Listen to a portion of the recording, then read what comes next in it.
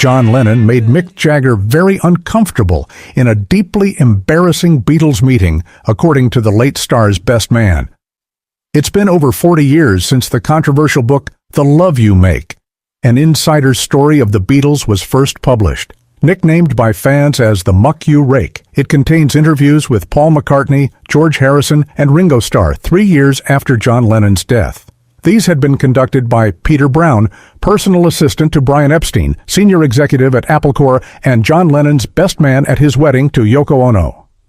What was set to be the last word on the Beatles, alongside those in their inner circle, ended up being considered too honest in what was claimed, including the rumor that Lennon and Epstein had had an affair in 1963. Following the backlash, the rest of the recordings were locked away in a vault, only to be uncovered by Brown and co-author Stephen Gaines for a new book today. All You Need Is Love, The End of the Beatles, unpublished, unvarnished, and told by the Beatles and their inner circle, contains previously unreleased content from over 100 hours of interviews. According to the Times, the book's villain is Alan Klein, the New York accountant who managed the Beatles after Epstein's death.